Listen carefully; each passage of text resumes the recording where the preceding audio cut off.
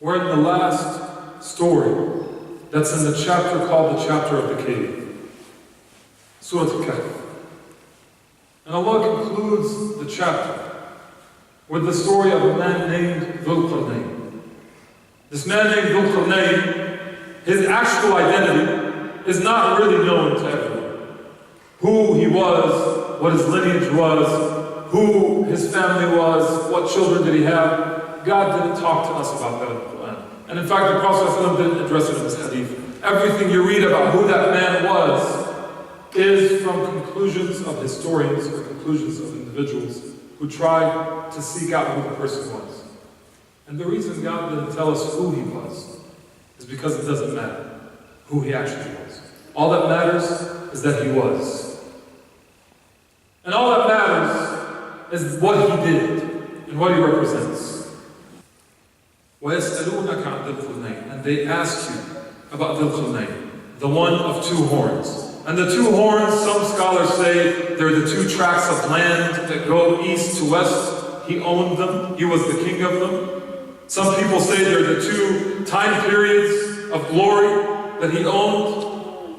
It doesn't matter what it means. What it means is that God gave him two greatnesses, that just having one of them would be hard for anyone on earth, any nation. Allah says, I will tell you just a little bit about his story, the most important parts of his story.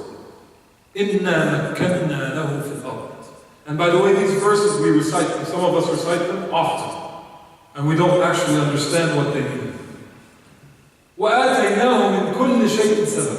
That there wasn't sabab. Sabab can be translated in English sometimes as a path, or it can be translated as a cause, or it can be translated as a capacity, or a capability, or a facilitation. The word itself has many deep meanings, but what it means in the case of Dhul Qarnayn is that every single possible aid and resource and capacity that he would need for success, and that his community that he led, his nation, his great nation that he led, needed to be successful on earth, God already gave him control of it. So he had the military power, and he had the technological advancements of his time, and he had the economic surplus of his time, and he had the material resources, and he had the people resources. Many people, strong people, talented people. He had the doctors and the lawyers, and he had the scientists and the discoverers, and he had them all in his nation. Allegiance to him. Allah gave him all this. So what did he do with it? And this is why this was revealed in Mecca. My beloved brothers and sisters, when we say revealed in Mecca, we're talking about a time period when the companions have no clue if at any time they might be all persecuted to death. To the extent that our beloved sent his daughter and her husband, and sent his cousin and his wife, and sent many people that are very close to him to Abyssinia, in case Quraysh kills all the inhabitants of Mecca that are Muslim, that there would still be carriers of the message, safe in the land of Abyssinia. That's how they lived. That's how much they feared. And that was when Abi Talib was alive protecting Muhammad ﷺ. So when Abi Talib died, you can imagine how much they feared for their lives. But God reveals to them a surah, telling them, you will stay persistent with this message, the sleepers. And you will not look to the wealth of this world with the men of the garden. And you will follow and discover knowledge, and humble yourself to seek it with Moses, peace upon him. And you will accept when hurdles come your way and you can't get back up because of so much pain that's hit you, you will get back up because you know it's good for you. And now he tells them you're doing all of this so that when you have leadership on earth and you're given all the power and the glory, this is what you use it for. This is what you use it for. You don't use it to say, yes, now we're the ones with the power. Now we're the ones with the imperial might. We're the ones who take over other lands and take their resources. No. You will have this power, and what you will do with it فَأَتْبَعَ سَبَبًا. So he had the might and the power from God, so he sought further abilities and further discovery. And what did he do with it? Why did he seek more abilities and more discovery and more solutions? Because he took his people with him. Now that we have a powerful nation ourselves, Dhul Qarnayn said, now that we have a powerful nation ourselves, our job now is to emancipate Earth. Our job is not to go around to other nations so that we can get all the goods they have, enslave their labor, so that they can work for us cheaply, and we can buy nice sneakers that cost cents to be made, and we pay hundreds of dollars for. No. We're going around Earth to see where are people oppressed, where are people impoverished, and we won't just give them from what we have, we will empower them. We don't just give a man a fish, we teach him how to fish, and here's why. حَتَّى إِذَا بَلَغَ مَغْرِبَ الشَّمْسِ. He went, and the words Allah uses, until he got to where the sun sets. Of course, on earth, the sun sets anywhere you're looking west. But the words mean that he kept going until his scholars of geography that were with him at the time said, there's no more land out west. You're at the furthest west of the land. حتى إذا بلغ مغرب الشمس وجدها تغرب في عين حمئة. He found that the land that is there and the nation that's there have many springs. And the word used is dark springs, meaning that it's well cultivated land. ووجد عندها قوما. And he found there are people who are oppressive to each other. The elite were taking advantage of the poor. It was well-cultivated land, but the goods of the land were reaching only a few, not the whole population. And they had chaos. They had no rules. The powerful took advantage of the weak. No constitution, no laws. It was tribal warfare. It was everything you can think of without any civilization. So Dhul Qarnayn, what did he do? Allah inspired him. And some people say, was he a prophet? Because Allah says, قُلْنَا يَا ذَا الْقَرْنَيْنِ. That Allah said, He said, we said to him, O Dhul Qarnayn. The scholars, the majority of scholars say, and the ones that we say are probably right, are the ones who say that he was inspired like the mother of Moses was inspired.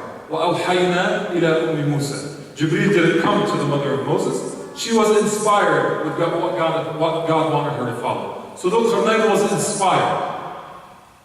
إِمَّا أَن تُعَذِّبْ وَإِمَّا أَن تَتَّخِذَ فِيهِمْ حُسْنًا.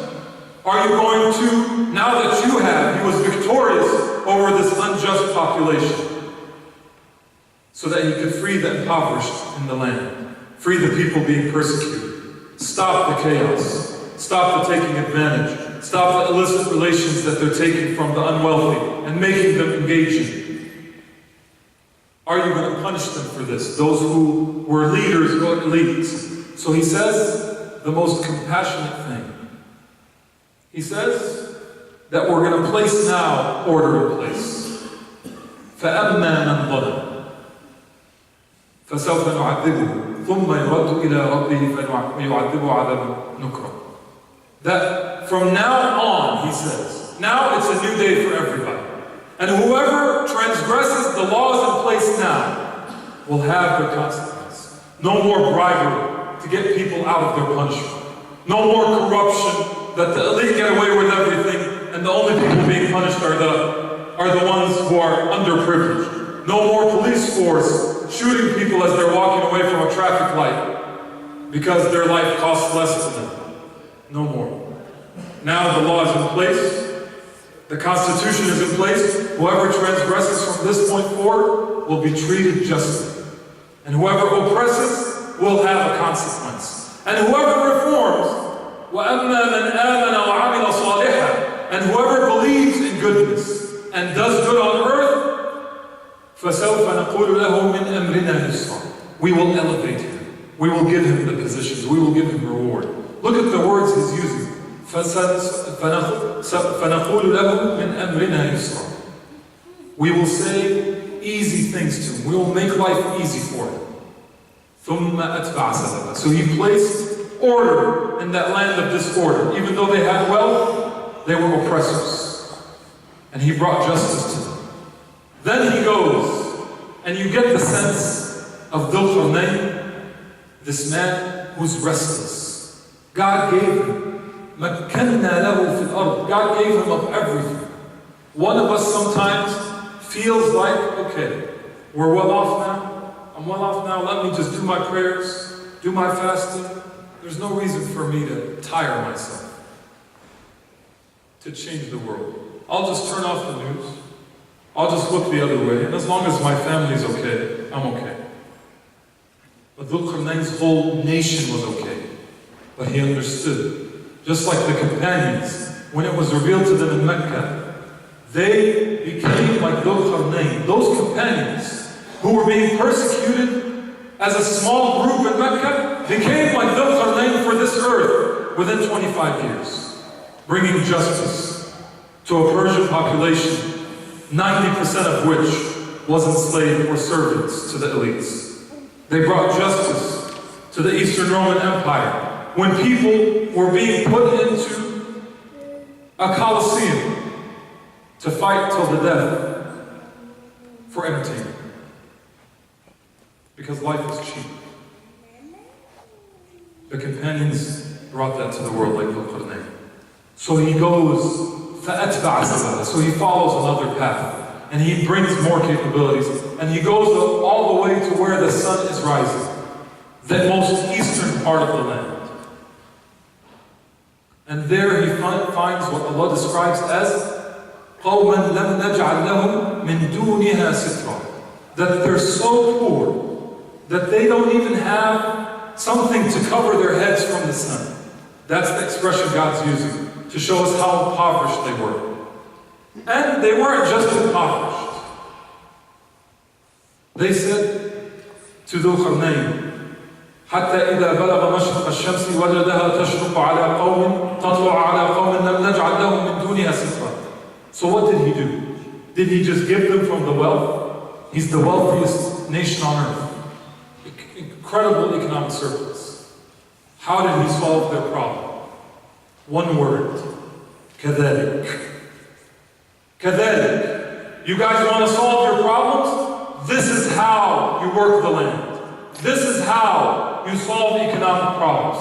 Get down and work. Believe, don't be hopeless. Work. Learn something new. كذلك. That's all Allah tells us.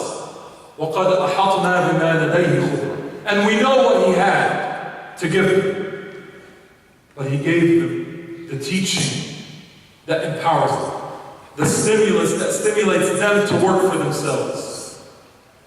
And when they were capable once again, and a nation that could support themselves once again, and not depend on loans from central banks that can be given to them and then pooled back to the rich in the community, but instead all of the people were stimulated to do work and to actually provide jobs and to actually be able to have a sense of worth and a sense of hope for their new generation. فَأَتْبَعَ سَبَبًا. So then he goes. حَتَّى إِذَا بَلَغَ بَيْنَ السَّدَّيْنِ. And he reaches between the two mountains. And we don't know where those mountain ranges are. And after he reaches there, he does the thing that's most known to all of us and is protecting all of us to this day. And we have no doubt it protects us